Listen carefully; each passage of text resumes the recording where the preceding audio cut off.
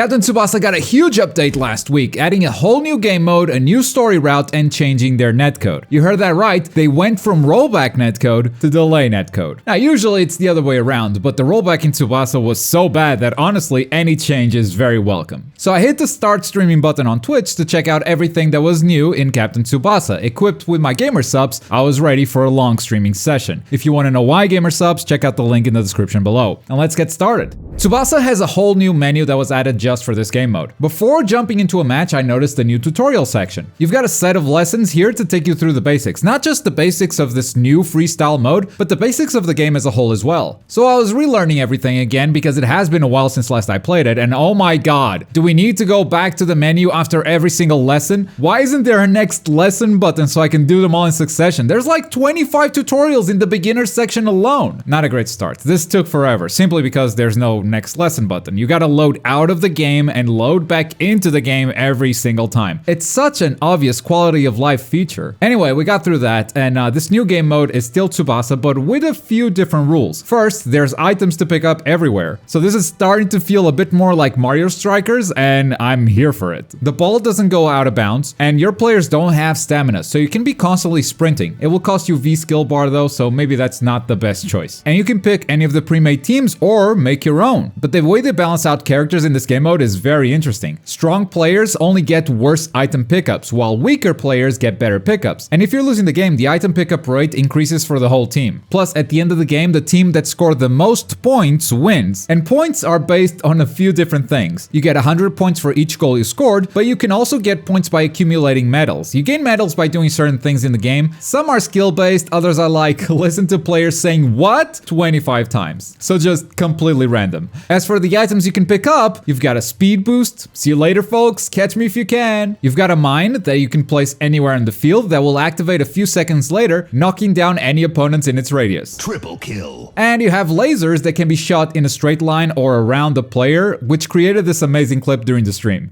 Get away. Get away.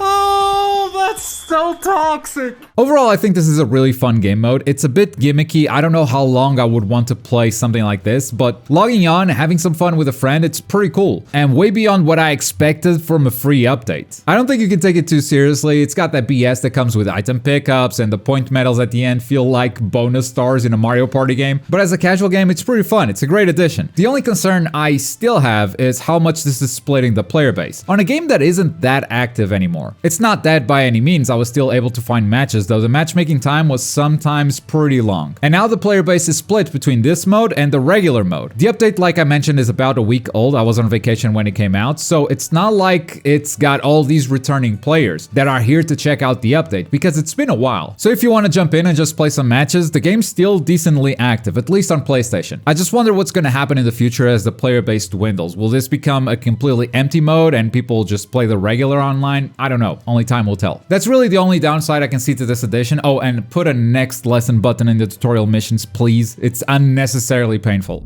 Now, they also added a few new story things. I haven't checked back in a while since they added that 4th route, and apparently they kept on adding them. The latest route is the Hirado Route. I checked out the first hour or so of this route, and if you've played any of the other routes, you know exactly what to expect from this. You create a character and you're just a part of the gang. Hanging out, training together, developing your skills, and I always found these updates to be really awesome for Tsubasa fans. Because everyone has their favorite characters, so if you're coming into this game fresh and you just finished the Tsubasa story, you can then jump in with your created character and you have 7 schools to choose from to develop them. This route has some fun interactions with Jito and Sano, so if you're a fan of those guys, this might be worth checking out as well. There's also a new story mode called Rising Star, but you need to buy the DLC to check this one out. I looked it up and it seems very similar to the new hero route, but instead of creating a character and joining one of the schools, you choose a professional international player. You still have the same interactions with your teammates, you still develop the character over time, but it's kind of the same idea. Now, I was actually ready to buy this DLC and support this game because this seems like an awesome update. And then I checked the online. Do you know how big of a deal it is for a game to change its entire netcode? It's insane. I can only think of a handful of games that have done it. Most games do adjustments and fixes, but changing it completely from rollback to delay, not a lot of games do it. It's a very expensive endeavor and not one that I expected from Captain Tsubasa. So I was really excited to try it out, and wait, was that rollback?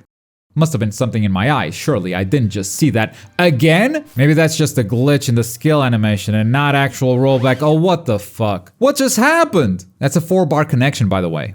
Now, before this update, when things were really bad, I made a video where I recorded 4 matches and 0 of them were good. The online was terrible in every single one of them. For this video, I played a total of 12 matches. And if you told me that when they said they changed the netcode, it was just an April Fool's joke, I would believe it. Out of the 12 matches, I would consider 2 of them to be decent. Not perfect, but acceptable. And one of them, I'm pretty sure it was against the CPU because I hadn't turned that off in the settings yet. A lot of the online issues are still the same issues as before. The most infuriating one for me is when my players just don't receive the ball at all. Even from the most basic patches, it makes me not trust the game as a whole and just undermines the experience. It happens so often that I'm scared every time I do a short pass. With lag, the whole game breaks at a fundamental level to where tackles stop tracking properly, so it's harder to take the ball from your opponent. Goal celebrations become glitched, though I do like this one, make it official. And whatever happened on this block animation. And if you want to see a clear case of rollback happening without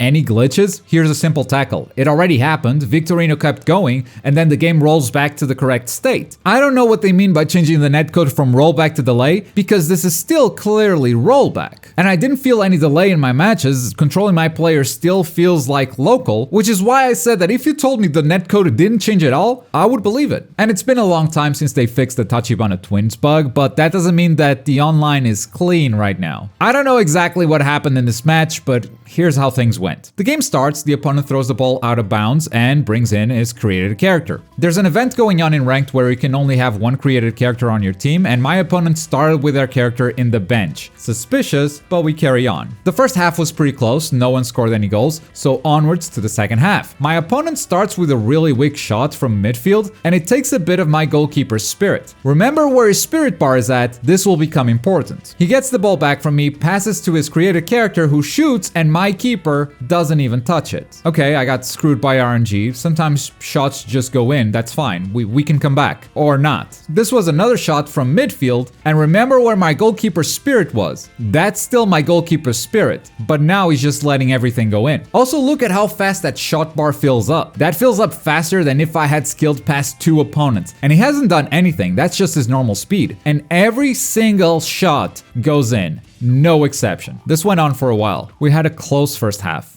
Man, it's such a bummer because I love this game. There are always things here and there that I don't love about its systems. For instance, I don't love that even the pre-made characters can be customized. You can change their skills, so my Schneider and my opponent's Schneider might be different, and I have no idea if that's the case, I have to guess. You can make those characters stronger by playing the new hero mode and unlocking new skills. And if that's the case, I mean, even ranked matches have realized how big of a problem created characters are, that they've limited the number that you can have on your team to 1. Then why are we allowing customized pre-made characters? They're not as crazy, but still. I hate the player switching on defense. This game sometimes switches players automatically, sometimes it doesn't. I wish there was an option to turn off auto switching, it pisses me off. And then you gotta switch like 3 or 4 times until the game recognizes the player you wanted to switch to. Though to be fair, that's not an easy problem to solve. EA has been doing it for ages and it's still not perfect, but hey, at least they let you turn off auto switching. And the AI controlled players are still the absolute worst. My opponents are constantly skilling through the players that I'm not controlling. Because even though I'm defending, I'm doing some good zone control, here comes a random guy running from the back, and that's a free skill. He wasn't even aiming for the guy, I did a perfect bait. But those are nitpicks. I love the game that they've built. I think it was a really hard thing to achieve, this balance between a sports game and an anime game, and they made it so perfectly that I really want to see what these guys do with Haikyuu, for instance. Whoever has that license, please hire this studio because they made a really solid game. And I love that they keep putting out content, but given how hard they've dropped the ball